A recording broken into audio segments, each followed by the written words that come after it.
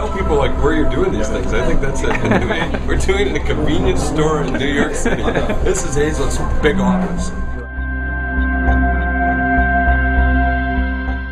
Hey, I'm Jeff Hayzlett. I'm known as the celebrity CMO by Forbes magazine, by the Chuck Norris of marketing, by the German bloggers. But I'm an author, a speaker, thought leader, and sometimes cowboy who's out talking about his new book, The Mirror Test.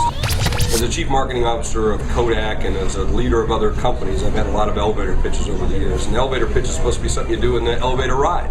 Except that these elevator pitches have turned into 30-page PowerPoint presentations, and at the end of the hour, I still don't know what the business does. So I decided I'm going to change it, redefine it, give an elevator pitch 2.0, the digital version, and I call it the 118. One of the biggest concepts in the book, The Mirror Test, is the 118. 8 seconds is the average attention span of any adult. I looked it up on the internet, so it's got to be true.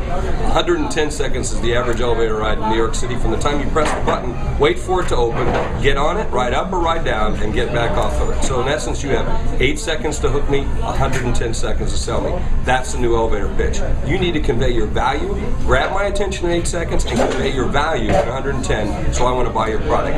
That's the 118, and every business should have it, and you should stand in front of the mirror and practice it until you get it right. If you're a business that competes on price, and I'm your competitor, I'm going to clean your clock. I'm going to come after you, I'm going to try to wipe you out, kill you, crush you, take you out of the game as fast as possible, because it means you have no value.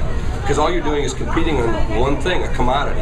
If all you are is a commodity, you're nothing to me, and you're nothing to most of your customers, because 23% of the population, they look around on price. They're not brand sensitive, they're not brand loyal.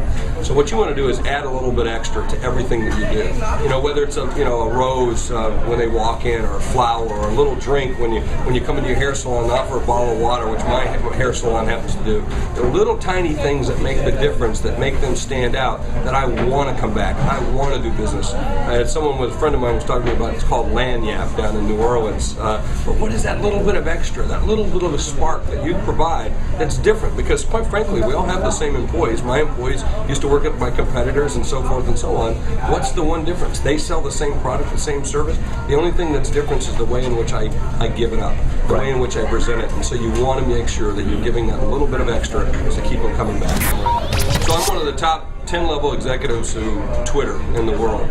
And so I really believe in social media and the aspects of how good that is for your business and for your brand and for you as a person or any cause that you might have. But in business, a lot of times people want to measure the ROI, the return on investment. And they'll come up to you and say, what's the return on investment of all this activity? And I say, I don't know. I'll answer that question when you can tell me what the return on ignoring is. Which leads me to my 4 E's of social media, which is around engage, educate, excite, and then enthuse, which then, in terms of evangelism, in terms of the activity, they get out and be brand ambassadors. Of those 4 E's, the 2 most important to me are engage and educate. By engaging with your customers and getting involved in conversations that are going on with you or without you, you might as well get engaged in that. And what happens is they educate you, you educate them, which leads to the benefits of the other E's. But those are the 2. And probably the most important is get engaged. Those conversations are happening with you or without you, and you'd want to be in those conversations.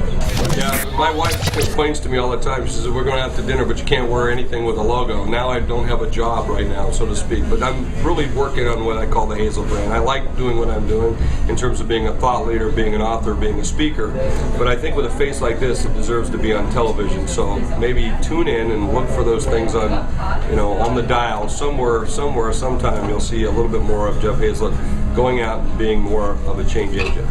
Great. Jeff Hayzlett, thanks a lot. Thank you very much, and thanks for tuning in, and thanks for reading The Mirror Test.